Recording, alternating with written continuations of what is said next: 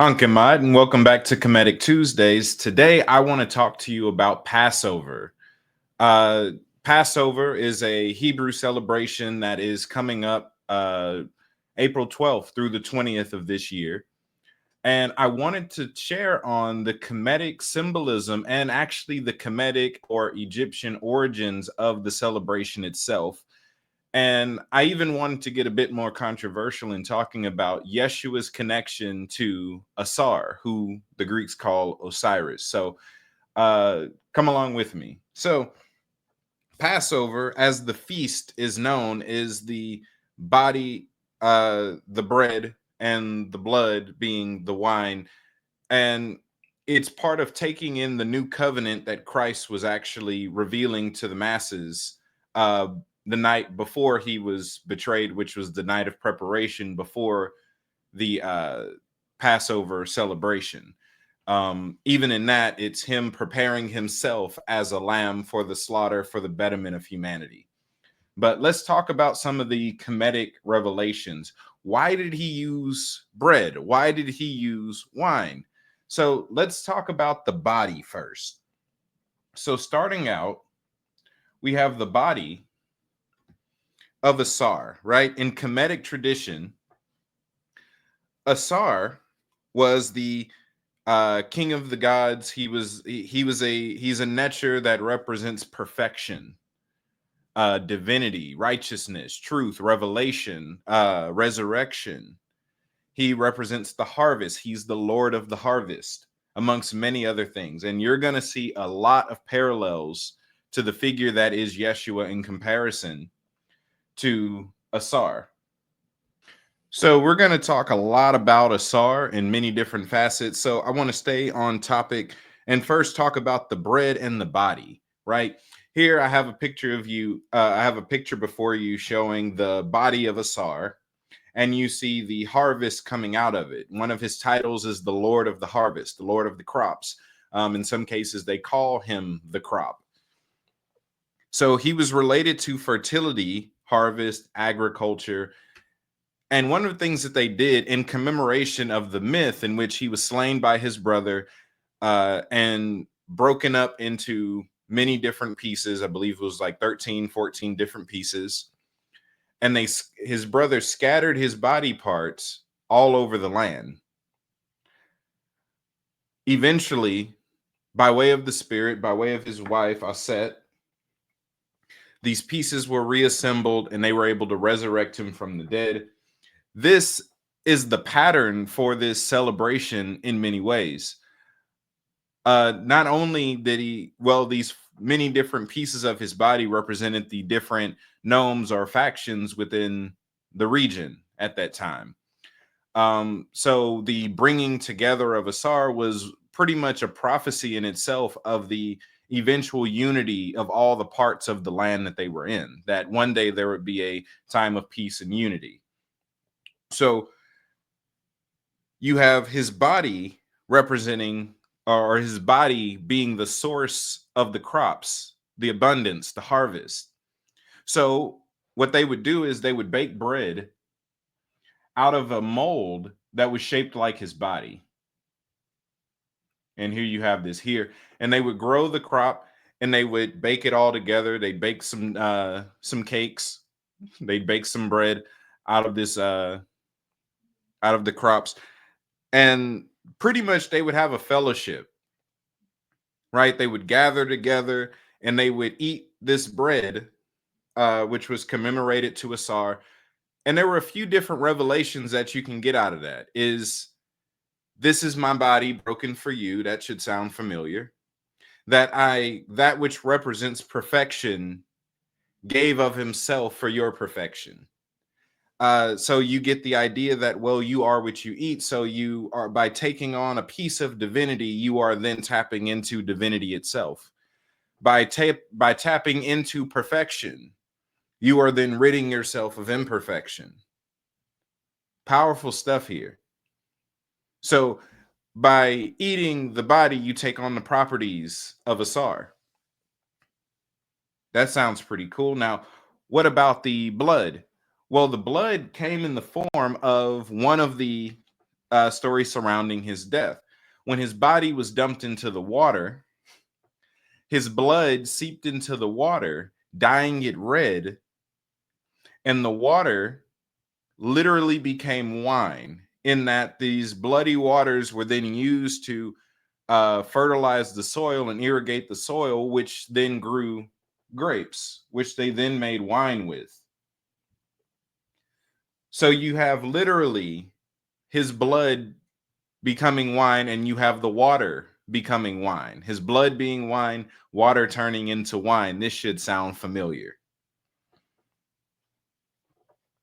So not only would they eat this bread, they would drink wine. So they were literally taking the body and the blood of Ausar. So how did this end up in Christian culture? Now, you read through the Bible and you come across the story of Exodus. Moses, being a Kemetic priest himself, who grew up first 40 years as a Kemetic priest, next 40 years as a Cushite king. He had 80 years of practice in this civilization, and much of what the Hebrews got are remixes and rebrandings of Moses's culture. So you actually get a lot of Egyptian or Kemetic practices from Moses. And what better example of this is the fact that, well, you have the Passover while they're in Egypt itself, and you have a lot of these different rites happening at the same time. You have the water turning to blood. You have the show off with the magicians. You have all these other things happening. You have the actual Passover event of the angel of death and the actual presence of God moving over the people. These are all connected. So at that point, at least, you see the origins of why there's the body and why there is the blood. Well, the blood in itself represents information, and it represents covenant. The innocent blood slain is what gives power to the message of Christ, is that his blood was slain for you and I, for our redemption and our remembrance. This ye do in remembrance of me, he says, while passing him the cup of wine, that which is his blood, for the New Testament, right? So let's talk about some more parallels with Ausar and Yeshua, because I don't believe that Yeshua is simply based on Ausar. I believe they're the same entity altogether. So let's go with the Bible. It says that Yeshua got up with all power, talking about his resurrection. And then in 2 Corinthians 5 and 10, it mentions the judgment seat of Christ. Let me show you the judgment seat of Christ, if you would. This is Ausar, seated here with all power in his hands, the crook, the flail, and the was scepter representing dominion, and then the crook and the flail representing authority and power. This is him resurrected in his seat of authority with all power in his hand. Ausar being the first Christ in recorded history. The first resurrected Lord. He's the Lord of the duat. He is judging the souls, seated in a place of divine ecstasy as Lord of all. In fact, when talking about his seat of authority and his function, tell me if this sounds familiar to you all. Homage to thee, King of kings and Lord of lords and Prince of princes. Thou hast ruled the two lands from the womb of the heavens. Thou hast governed the lands of Akert. Thy members are silver and gold. Thy head is of lapis lazuli, and the crown of thy head is turquoise. You art on of million years. Thy body is all pervading. That should sound very familiar to you all who are familiar with biblical texts. And I'd even say the description of him, and different translations read some of that a little different, where it says that You are golden of limbs, and your head is blue, and you have emerald on both sides. This sounds very similar to the description of the Son of Man or the Son of God in Daniel chapter 10, where it talks about him having a body of beryl with lightning and all types of other stuff happening around it. They are referring to the exact same entity. What about Luke 10, where it says, I have given you authority to tread on serpents? And then again, reading from the Kemetic Book of Life, or the Kemetic Book of Resurrection, which people know as the Book of Dead, it says, who is this whose heavens are a fire, and whose walls are made of living serpents, and whose floor is made of streams of living water? Hold up, this sounds very familiar. I got a question before of what's the significance of the walls being made of serpents? No matter how you view serpents, the revelation behind it stays the same. It is a presentation of dominion, having so much authority and so much rule that serpents are what you decorate your home with. Whether you see them as symbols of energy, symbols of wickedness, he has so much control and so much dominion that they are his decoration. And even the fact that it says that his floors are streams of waters. Hey, we know someone who's known for walking on the water. Right. So let's talk about something else that's related to the Passover setting, what people call Easter Sunday, the Good Friday, things like that. When Yeshua rode into town, he did so on a donkey, and it throws people off because that's not really a Hebrew paradigm to ride in on a donkey. There isn't really a Hebraic symbolism or a Hebraic way of taking that into account. So what's going on there? Well, in the Kemetic tradition, the donkey is one of the symbols of Ausar's brother Set, who I talked about last week. So not just saying my enemies are my footstool, but my enemies are my mode of transportation. That this is how I get to my destiny. I make my enemies bring me there. That which tried to subdue me, that which tried to defeat me, I have defeated. So this is a picture saying that Christ, on his way to Calvary, had already won the battle for himself and had conquered his ego, had conquered Satan already, which means that the battle that he was getting ready to embark on wasn't for his own benefit. He went into Calvary already conquered, already the conqueror. That's powerful. So you have a ton of parallels with Yeshua and Ausar, and unless you're being dense, this is pretty obvious, right? There are tons and tons and tons of parallels between the two because, once again, they are the same figure, they are the same entity, they are the same principle.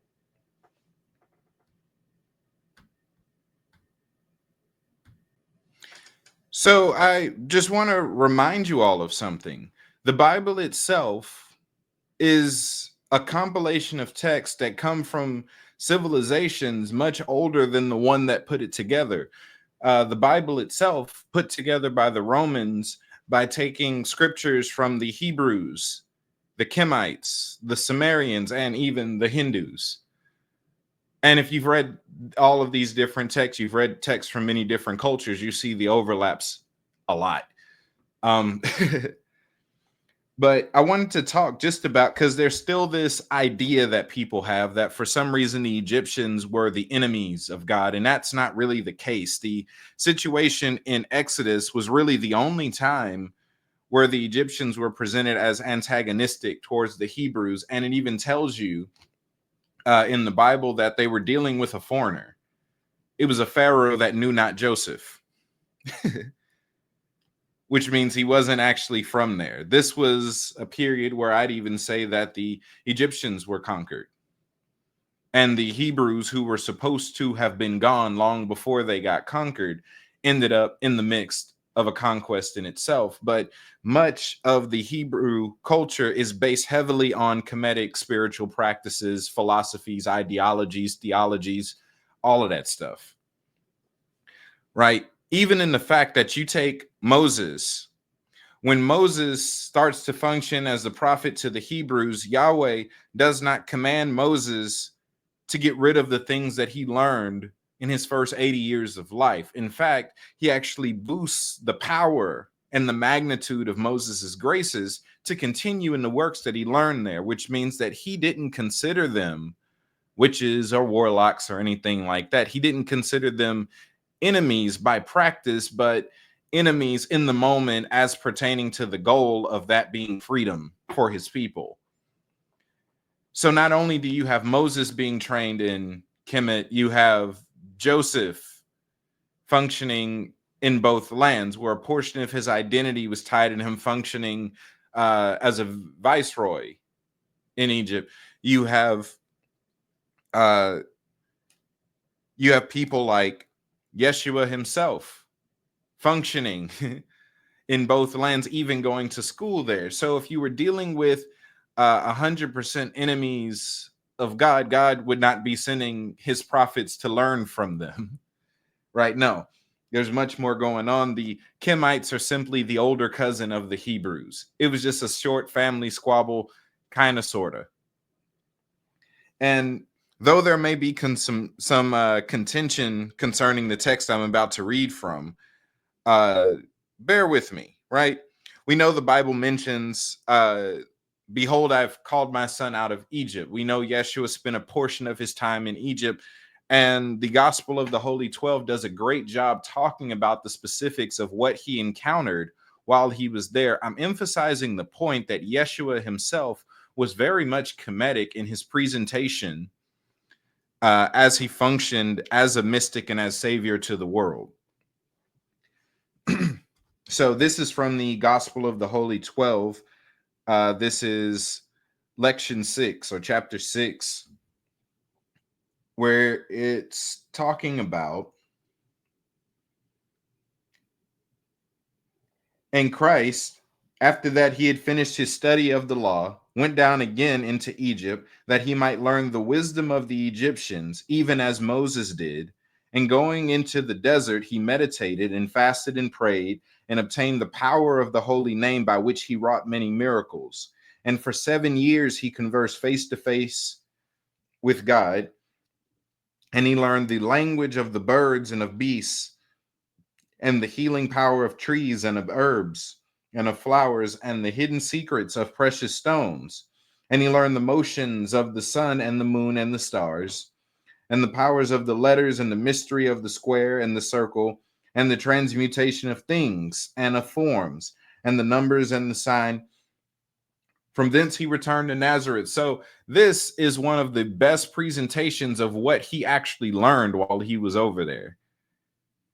And he used a lot of it. A lot of his parables are Kemetic parables. There are Kemetic stories. There are Kemetic myths. There's so much, let's just say, Kemetic imagery. There's so much Kemeticism in the Bible that goes highly overlooked because poor theology was mainstream. So it's easier to dismiss the Egyptians as simply being demonic than it is to look at the bigger picture, that's only one instance, and they played a huge role in bringing about the salvation that we hold so dear, right? So I'll say this: in the same way that we acknowledge Yeshua, we acknowledge the Hebrews because we recognize that Yeshua was Hebrew. He was indeed Essene. He was also Kemetic. So in the same way that we can learn from the Hebrew school of thought in connection to our spirituality within sonship, so too can we embrace many of the things found in Kemeticism. And I hope I may have been able to prove that you've already been practicing Kemetic rites and rituals, not to scare you away from them, but to actually convince you to dive into a territory that you might find unfamiliar. The fear of the unknown is the biggest hindrance to our collective spiritual growth, right? Yeshua is here, right? Yeshua and Ausar, same figure. It's the one who gives of himself and makes us whole, whose body was broken for you, his blood was shed for your remission, who judges the souls, who functions as Christ. This is, I could go on and on. I think you get the point. So with that, I'll leave you here, right? That's it for this session. If you want to catch up with any of the other projects that I have going on, please check out the website, caveofmystery.org. And if you'd like to support or access more information, more revelation, more teachings and trainings as it pertains to spirituality, history, and science, please check out the Patreon, also available via the website, caveofmystery.org. And with that, I leave you. Ankunjab Seneb Neb, Ankwaj Jed. Later.